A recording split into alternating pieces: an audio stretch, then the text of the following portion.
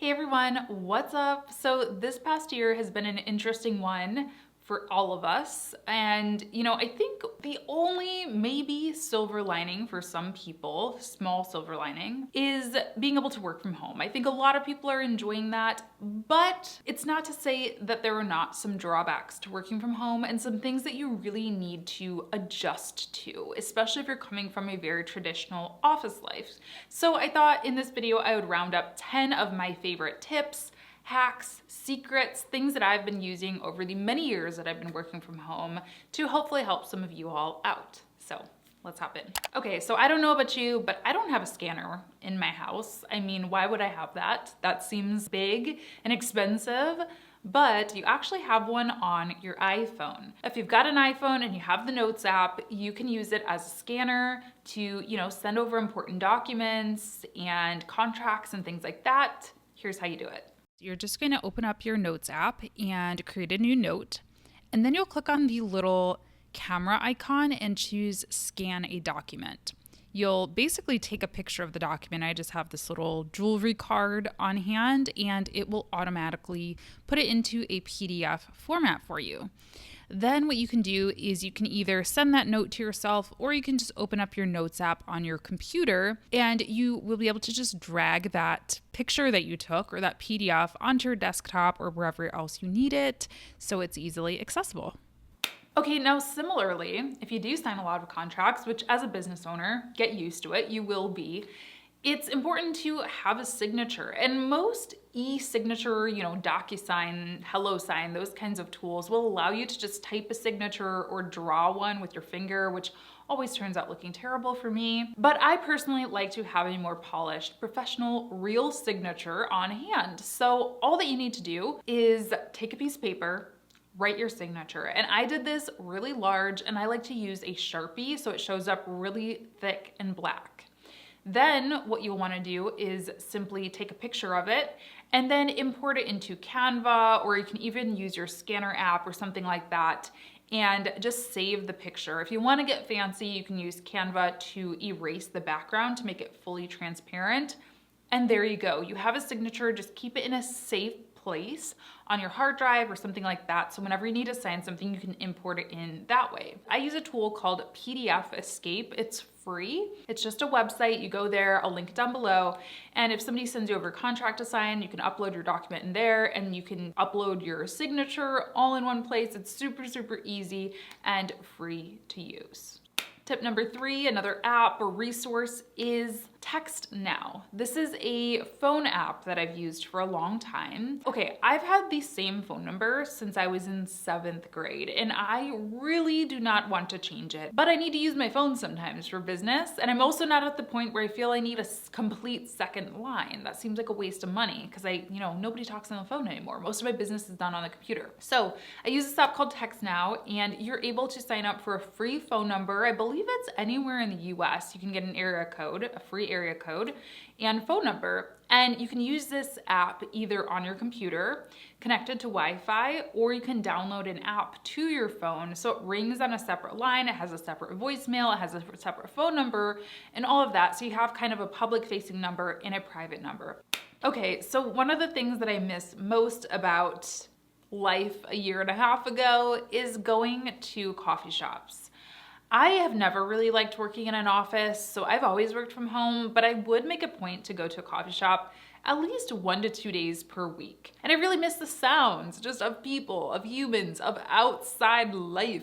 I don't always like to put on a podcast or a YouTube video or music when I'm working. I just miss that kind of chill background noise, if you will. So there's a website called Coffitivity, I think is how you say it. And basically it sounds like a coffee shop. It's like coffee shop sounds for you that you can put on in the background. Again, you don't need to have voices in the background. You don't need to have, a podcast, which can sometimes be distracting.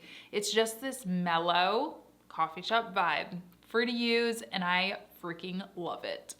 I talked a little bit about work-life balance with TextNow, but a similar thing that you can do if you use Google Calendar, it's a really simple hack. Set office hours, or I think they're called working hours in Google Calendar. So I have my office hours or my working hours set in Google Calendar for Monday through Friday, I think like 10 to 4, 10 to 5, something like that. And what this does is it discourages any other Google Calendar user from sending you an invite outside of those hours. Now, they still can send you a calendar invite outside of those hours, but it will show them on their end, hey, this meeting is outside of Latasha's working hours. Again, it doesn't fully prevent somebody from scheduling something, but it just sends a little reminder, sprinkles that message in their ear a little bit that, hey, that's not when Latasha normally works, so keep that in mind. Similarly, you also want to get in the habit of putting your out of office on if you are gonna be away from your computer. So if I take a random Friday off, which I do often because I love working for myself, that's one of the reasons I chose to work for myself, is so I can take random days off. I'll just go ahead and put an out of office on so that people know I'm away from my desk and they don't, get upset if I don't respond immediately, or they don't try to throw a meeting on my calendar, and so on and so forth. Let's talk about Zoom, shall we? Oh man, one of the things that I don't like about working from home is the expectation to always be camera ready. Can we talk about that? Like, whatever happened to phone calls, Are those not cool anymore? It's a little exhausting and high pressure. And so, one, I have a very simple makeup routine for Zoom. I do not do all of this every day. I do mascara, a little bit of concealer, and some eyebrow pencil just to fill in, maybe a little bit. That's it. That's all you're getting out of me most days. But even with that said, sometimes I can be a little self-conscious if I have some blemishes or something like that. And one of the things I love about Zoom is that they have this touch-up feature that you can put on your webcam to go on automatically. And I'm gonna show you how to do it right here.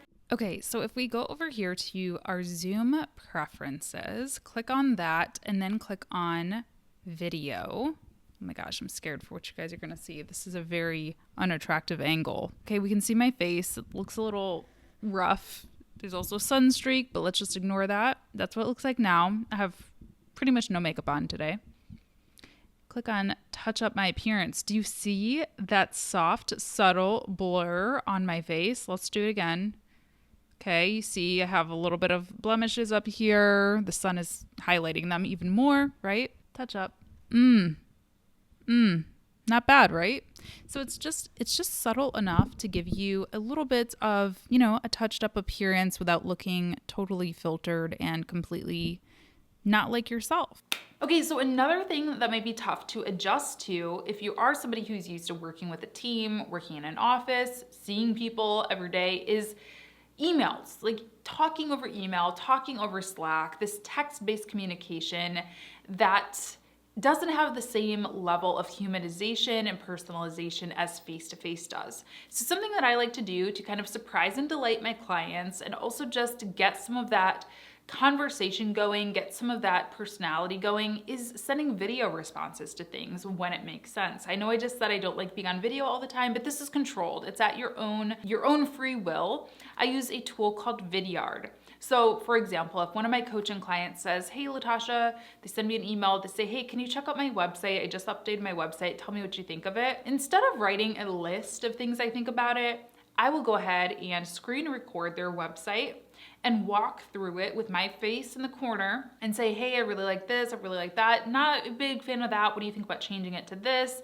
And it just gives a really personal response. A lot of salespeople also use this. It can be a really good way to cold email people saying, hey, Latasha, I checked out your website. I'm a web designer. I would love the opportunity to work with you, blah, blah, blah. And it just adds that humanization, and it's a free tool to use. It's pretty fantastic.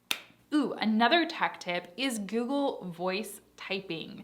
If you use Google Docs, which who doesn't nowadays, right? Oh my gosh, I get so tired of typing sometimes. I feel like all I do is type. My fingers will literally start hurting after a while. So Google Voice typing, it's this really simple setting. I like to use a microphone or my AirPods or something like that, so it picks it up pretty accurately, but you can just talk. I can just talk just like I'm talking right now, and it would go ahead and fill in words for me. So then I can go back and revise it or send it to a copy editor. They can revise it, make sure everything looks good, and there you go. You have a document. So you can have a blog post, a podcast outline, a script for a video, or whatever you need.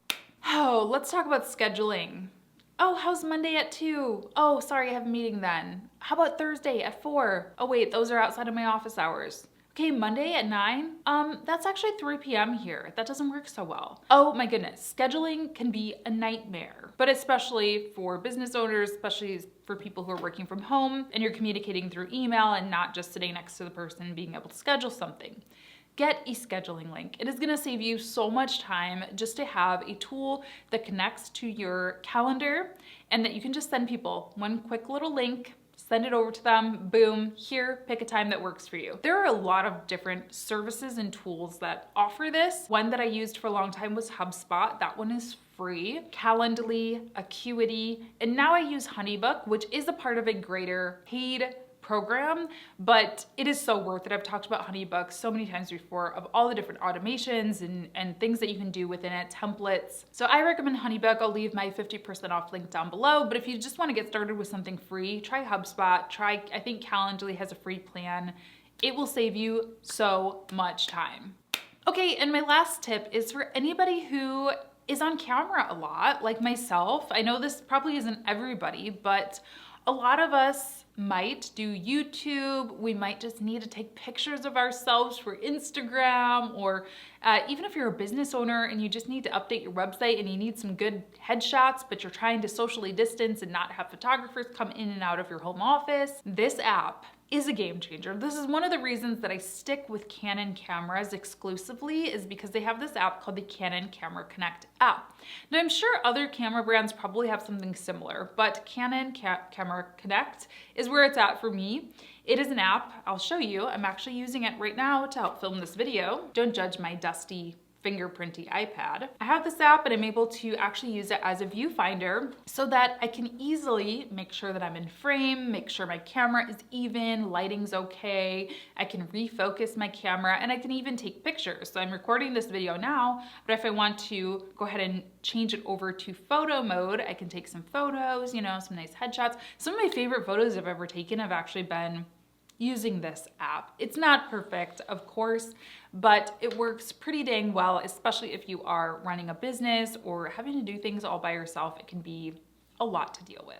Okay, so those are my favorite tips and hacks and tools for working from home. If you have anything to add to that list, feel free to drop it in the comments down below. I would love to hear from you. And as always, if you enjoyed this video and you're new here, be sure to subscribe to my channel. I post videos like this 3 times a week about social media, entrepreneurship, freelancing, and lots more. So definitely stick around. And if you don't want to miss a video, make sure to hit that bell icon. It will notify you every time that I have a new video for you. Thank you so much for watching. I hope you enjoyed this video, and I will see you in the next one. Bye.